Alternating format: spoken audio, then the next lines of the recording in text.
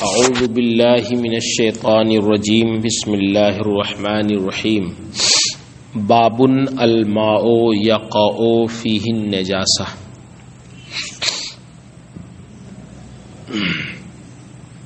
امام طحاوی رحمہ اللہ نے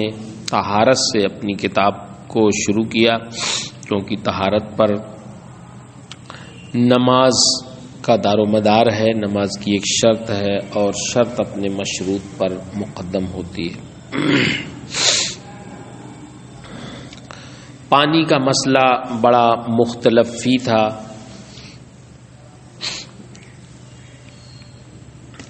وہ پانی جس میں نجاست گر جائے اس میں کافی اختلافات علماء کے ہیں، یہاں تک کہ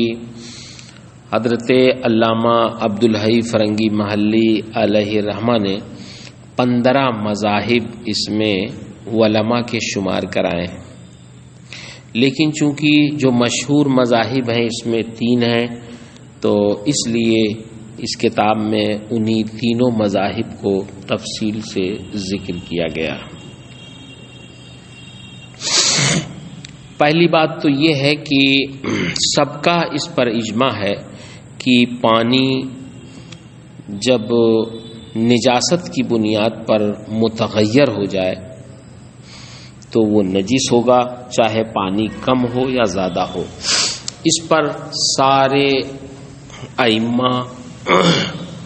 اور علماء محدثین متفق ہیں۔ پانی کم ہو یا زیادہ، نجاست اس میں گر گئی اور نجاست نے پانی کے رنگ، بو یا مزہ کو بدل دیا تو پھر اس پانی کے نجس ہونے میں کسی کا کوئی اختلاف نہیں ہے۔ ہاں، پھر اختلاف اس بارے میں ہے کہ پانی جب قلتین سے کم ہو اور اس میں نجاست گر جائے تو ہمارے امام اعظم ابو حنیفہ رحمہ اللہ، امام شافعی رحمہ اللہ، امام احمد اپنی 2 روایتوں میں سے ایک روایت میں وہ یہ کہتے ہیں کہ وہ پانی نجس ہے۔ امام مالک اور امام احمد کی دوسری روایت کے مطابق اس وقت تک وہ نجس نہیں ہوگا جب تک اس کے رنگ، بو، مزہ میں سے کوئی وصف متغیر نہ ہو، تب تک وہ پاک رہے گا، اور اگر رنگ، بو، مزہ میں سے کوئی ایک متغیر ہو گیا تو امام مالک کے نزدیک پھر وہ ناپاک ہوگا، اور جب تک متغیر نہ ہو تو اگرچہ وہ قلیل ہو، قلتین سے کم ہو، امام مالک رحمہ اللہ کے نزدیک پاک ہے، اور امام احمد کی ایک دوسری روایت کے مطابق بھی وہ پاک ہے۔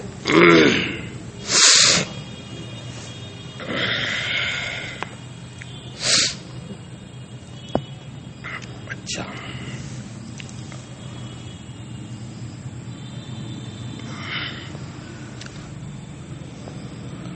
اب مسئلہ یہ ہے کہ پانی جب قلتین کی مقدار کو پہنچ جائے یا اس سے زیادہ ہو جائے تو پھر اس کا کیا حکم ہے؟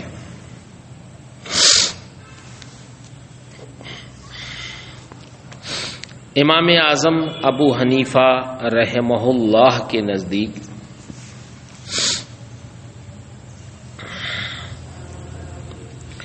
یہ ہے کہ پانی اگر قلتین کی مقدار کو پہنچ گیا لیکن دہدردہ کو نہیں پہنچا یا مائع جاری کے حکم میں نہیں ہے تو نجاست اگر اس میں گر گئی تو پانی کو نجس کر دے گی۔ مسئلہ یہ ہوا کہ قلیل ہو یا کثیر، امام مالک کے نزدیک نجاست گرنے سے وہ پانی اس وقت تک نجس نہیں ہوگا جب تک رنگ، بو، مزہ میں سے کچھ بدلے نہ۔ امام شافعی، امام اعظم ابو حنیفہ رضی اللہ تعالی عنہ کے نزدیک اور امام احمد کی ایک روایت کے نزدیک اگر وہ قلتین سے کم ہے تب تو نجس ہے، لیکن اب قلتین کی مقدار میں ہے یا اس سے زیادہ ہے تو پھر اب اس میں امام اعظم ابو حنیفہ اور امام شافعی رحمہ اللہ کا اختلاف ہے۔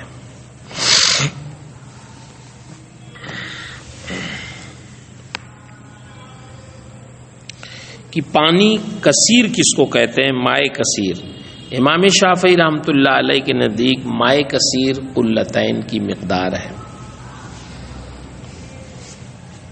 قلتین کی مقدار کے بارے میں ہے 300 سیر پانی، تقریباً، تحدیداً نہیں بلکہ تقریباً۔ تو 300 سیر پانی اگر امام شافعی رحمۃ اللہ علیہ کے نزدیک ہے تو ان کے نزدیک مائع کثیر ہے، وہ نجاست گرنے سے متاثر نہیں ہوگا جب تک اس کے رنگ بو مزہ میں سے کسی کو بدل نہ دے۔ ہمارے امام اعظم ابو حنیفہ رحمہ اللہ کے نزدیک مائع کثیر اس وقت ہوگا جب ایک کنارے اگر حرکت دی جائے تو دوسرے کنارے تک اس حرکت کا اثر نہ پہنچے تو ہمارے نزدیک وہ مائع کثیر ہے۔ صاحب ہدایہ نے جو متأخرین فقہا ہیں، یہ تو متقدمین کا مذہب تھا کہ وہ پانی کہ جس کے ایک کنارے اگر حرکت دی جائے تو دوسرے کنارے تک اس کا اثر نہ پہنچے تو وہ مائع کثیر ہے۔ لیکن متاخرین نے جیسے صاحب ہدایہ ہیں، قاضی خاں ہیں، انہوں نے تحدید کا فتویٰ دیا ہے، اور تحدید انہوں نے کی ہے العشر فی العشر کی، یعنی 10/10 کی، اور وہ یہ کہتے ہیں کہ عوام کو آسانی اسی میں ہے اور عوام کے لیے آسانی تلاشنا چاہیے، لہذا اب یہی فتویٰ دیا جاتا ہے کہ 10 دردہ اگر ہے، 10 ہاتھ لمبا 10 ہاتھ چوڑا، تو ایسی صورت میں وہ پانی نجس نہیں ہوگا جب تک اس کے رنگ بو مزہ میں کوئی تبدیلی نہ آ جائے نجاست کی وجہ سے۔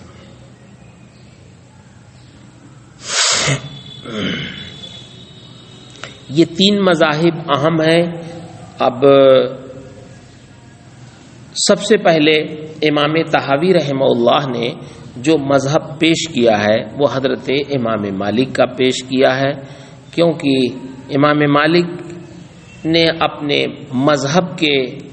ثبوت میں جو دلیلیں دی ہیں وہ بڑی مطلق ہیں، حالانکہ امام مالک نے خود اس کو مقید کیا ہے۔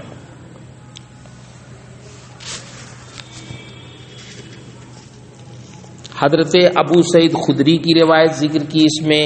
امام طحاوی نے کہ ان رسول اللہ صلی اللہ علیہ وسلم کانا یتوضأ من بیر بضاء فقیل یا رسول اللہ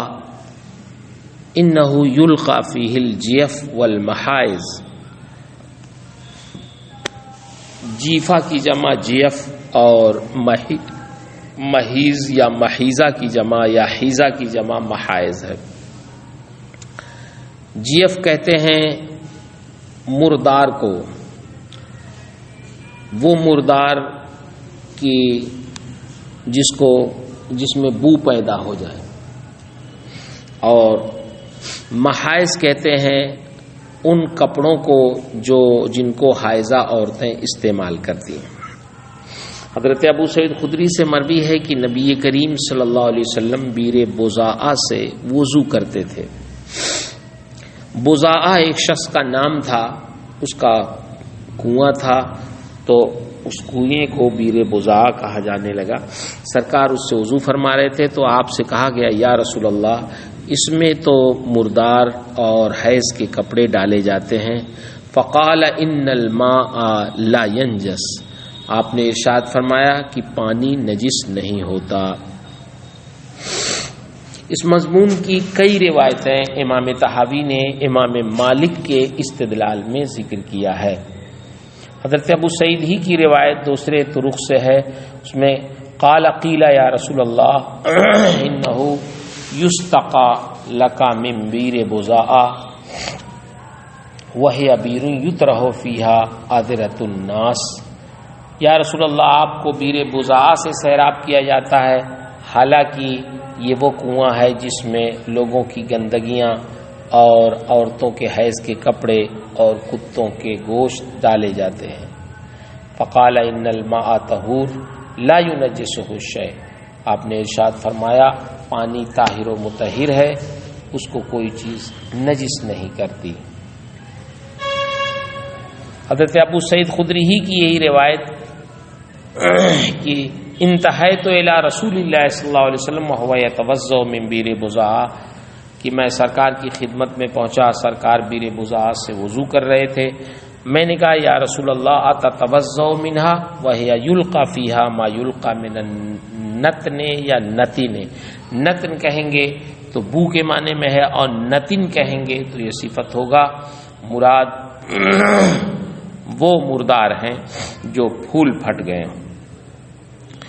یہ وہ ہیں جس میں مردار ڈالے جاتے ہیں، تو سرکار نے فرمایا پانی کو کوئی چیز نجس نہیں کرتی۔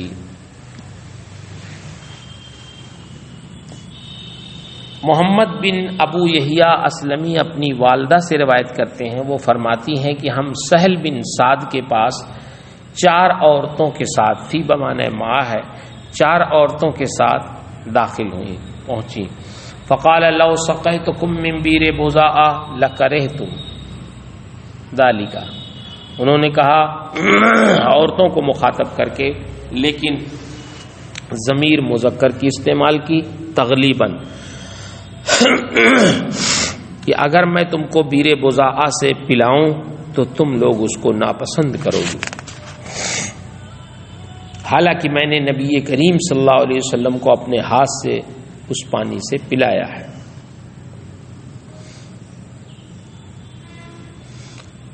حضرت جابر اور حضرت ابو سعید خدری دونوں صحابہ کرام سے یہ حدیث مروی ہے، قال كنا مع رسول اللہ صلی اللہ علیہ وسلم فی سفر فانتہینا الی غدیر وفیہ جیفہ، کہ ہم سرکار کے ساتھ ایک سفر میں تھے، ہم ایک تالاب کے پاس پہنچے جس میں مردار پڑا ہوا تھا، فکففنا، تو ہم رک گئے، کف الناس، اور لوگ بھی رک گئے، حتی اتانا النبی صلی اللہ علیہ وسلم، یہاں تک کہ سرکار ہمارے پاس تشریف لائے۔ فقال ما لکم لا تستقون، سرکار نے فرمایا کیا بات ہے کہ تم پانی نہیں پی رہے ہو؟ فقلنا یا رسول اللہ هذه الجیفہ، ہم نے عرض کیا یا رسول اللہ یہ مردار۔ فقال استقوا فإن الماء لا ينجسه شيء فاستقینا وارتوینا، سرکار نے فرمایا پانی کو کوئی چیز نجس نہیں کرتی، تو ہم پیے اور سیراب ہوئے۔ امام مالک رحمہ اللہ ان تمام احادیث کو ذکر کر کے یہ بتانا چاہتے ہیں کہ نبی کریم صلی اللہ علیہ وسلم نے مطلق یہ ارشاد فرمایا کہ پانی پاک ہے، اس کو کوئی چیز نجس نہیں کرتی، لہذا پانی قلیل ہو یا کثیر ہو، جب تک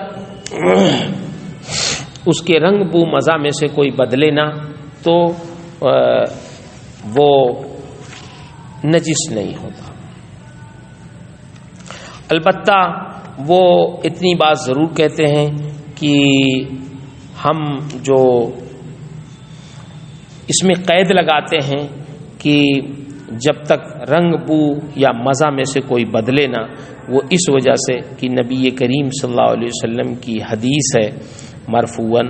حضرت ابو امامہ سے کہ ان الماء لا ينجسه شيء الا ما غلب على ريحه وطعمه ولونه، تو الا ما غلب على ريحه یہ استثناء سرکار نے فرمایا کہ پانی کو کوئی چیز نجس نہیں کرتی، مگر ہاں جب اس کے رنگ بو اور مزہ پر غالب آ جائے تو وہ نجس ہو جاتا ہے۔ تو اس حدیث کی بنیاد پر ہم نے اس کو مقید کیا ہے، پہلی والی حدیث کو۔ امام شافعی نے کہا کہ اجماع کی بنیاد پہ ہم نے کیا ہے، اس لیے کہ حدیث اپنی سند کے اعتبار سے ضعیف ہے۔ بہرحال امام مالک رحمہ اللہ یہ فرماتے ہیں کہ اس میں چونکہ پانی مطلق ہے، اس میں قلیل و کثیر کی کوئی قید نہیں ہے، لہذا سرکار کا ارشاد سب کو شامل ہے کہ جب تک رنگ بو مزہ میں سے کوئی تبدیل نہ ہو تو پانی قلیل ہو یا کثیر وہ نجس نہیں ہوگا۔ امام طحاوی فرماتے ہیں فذهب قوم الى هذه الاثار فقالوا لا ينجس الماء شيء وقع فيه الا ان يغير لونه او طعمه او ريحه، کہ امام طحاوی فرماتے ہیں کہ کچھ لوگ ان احادیث کی طرف گئے ہیں، انہوں نے کہا کہ پانی کو کوئی چیز نجس نہیں کرتی جو اس میں وہ گر جائے، مراد نجاست، مگر یہ کہ اس کے رنگ یا بو یا مزہ کو بدل دے۔ فَأَيُّ ذَلِكَ إِذَا كَانَ فَقَدْ نَجِسَ الْمَاءُ، ان میں سے کوئی بھی تبدیل ہو جائے گا تو پانی نجس ہو جائے گا۔ یہ ذہب قوم سے مراد امام مالک رحمہ اللہ ہیں۔ یہ ایک مذہب آج آپ نے پڑھ لیا، بقیہ دوسرے دو مذاہب انشاءاللہ آگے۔